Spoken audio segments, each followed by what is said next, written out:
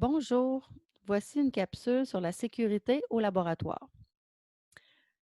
Premièrement, un petit rappel, vous savez que pour les laboratoires de chimie, la sécurité est vraiment très importante. Donc, l'étudiant qui n'est pas habillé convenablement pour le laboratoire ne pourra pas y entrer. Donc, c'est vraiment important de porter attention aux consignes que vous allez trouver ici et dans la capsule vidéo sur l'habillement au laboratoire, le code vestimentaire. Donc, vous avez besoin d'être habillé convenablement, vous avez besoin de votre sarrau, lunettes et gants. Exceptionnellement, en cette année COVID, les lunettes vont être remplacées par une visière. Pas besoin d'utiliser de lunettes en dessous, à moins que vous ayez vos lunettes de vue et que vous vouliez les garder en dessous. Donc, votre sarrau est boutonné, votre visière est descendue sur votre visage et vous avez des gants dans vos poches. Pas besoin d'avoir les gants dans vos mains, vous les gardez dans vos poches. Ça, c'est au moment où vous franchissez la porte du laboratoire. En fait, en cette année COVID, vu que ça va être difficile de garder la distance de 2 mètres dans le corridor quand vous êtes en ligne d'attente pour le laboratoire, on va vous demander d'être déjà habillé comme ça avant d'arriver dans la ligne d'attente. Donc, sarrau boutonné, visière descendue sur votre visage et les gants, eux autres, c'est dans les poches. Le bleu, ici, c'est les choses qu'on n'apporte pas au lab. Donc, au lab, on n'apporte pas rien d'autre. L'excédent, on ne l'apporte pas. Donc, les choses qu'on n'a pas besoin pour ce cours-ci, les choses qu'on aurait besoin pour le cours d'après, nos sacs ou les livres pour le cours d'après, on ne les apporte pas. On n'apporte pas de sacoche, pas de manteau. Si vous arrivez de dehors en plein hiver, vous avez des bottes mouillées, pleines de neige, ça pourrait être dangereux dans le laboratoire. On ne les apportera pas non plus. On va prendre le temps de mettre des souliers secs.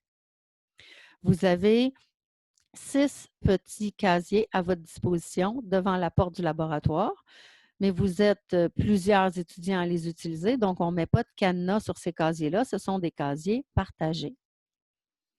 Alors, un petit rappel ici, même si vous avez eu une vidéo, la vidéo est important, l'autre vidéo où on vous montre l'habillement, le code vestimentaire, moi, je fais juste un petit rappel rapide ici et je complète. Donc, le pantalon est obligatoire. Dans la vidéo, on vous a dit que si vous avez un pantalon qui est serré au corps, vous êtes moins bien protégé. Ce n'est pas une bonne idée. Je sais que la mode actuellement, c'est des jeans qui sont serrés au corps, mais tant que c'est un jeans, tant que c'est un pantalon épais, ce sera accepté. Par contre, un legging, c'est-à-dire un pantalon qui est collé au corps mais qui est en tissu, celui-là ne serait pas accepté. Pas de legging au laboratoire. Les cheveux longs doivent être attachés. Et si les cheveux sont très longs, on fait un chignon, on fait une toque. Donc, on vise à peu près la hauteur des épaules comme maximum pour la longueur de la queue de cheval. Si c'est plus long que ça, on fait un chignon. Des souliers fermés, des bas plus hauts que les chevilles. Hein? Donc, on l'a vu dans le vidéo sur le code vestimentaire, les petits bas qui longent la chaussure ne sont pas acceptés au laboratoire. On veut des bas qui couvrent les chevilles. Un sarrau long, boutonné avant d'arriver au lab, gants de caoutchouc dans les poches, on l'utilise quand c'est nécessaire pendant le laboratoire. Vos recherches, vos tableaux que vous complétez sur la toxicité vont vous aider à savoir quand est-ce que vous devez utiliser vos gants. Les lunettes de protection, comme je vous disais, habituellement, mais en cette année COVID ou du moins en cette session COVID, les lunettes sont remplacées par la visière. Si vous avez des lunettes de vue, vous pouvez les porter en dessous de la visière. Par contre, pas de lentilles cornéennes, pas de verre de contact. Ce serait dangereux. S'il y a des vapeurs d'acide, ça pourrait aller faire fondre les verres de contact dans tes yeux. Donc, c'est important de ne pas avoir de verre de contact au laboratoire. Pour les actions préventives, quand on va avoir notre premier laboratoire, le professeur va pouvoir aller vous montrer où sont les couvertures ignifuges ainsi que les bains pour le corps, la douche pour le corps et le bain oculaire. Alors, en bleu ici, je vous rappelle que c'est les choses qu'on n'apporte pas. Alors, au labo, on ne va pas apporter de sac, de sacoche, de manteau, de veste, de coffre à crayon. Fait que oui, c'est un cours où on n'apporte pas notre coffre à crayon. On va apporter seulement le minimum nécessaire dans la poche de notre sarrau. Donc, en général, c'est seulement un crayon à l'encre. parce qu'on n'a pas besoin d'efface au laboratoire. On sait qu'on écrit à l'encre.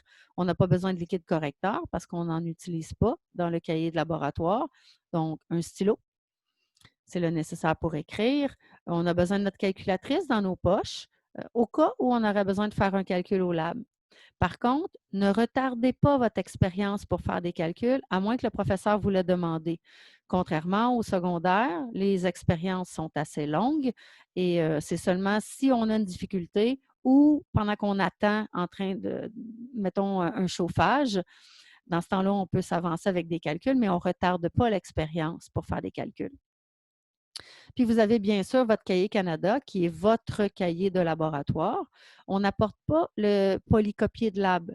Donc, le polycopier que votre professeur vous fournit, qui est disponible cette année à la coop gratuitement, on ne l'apporte pas.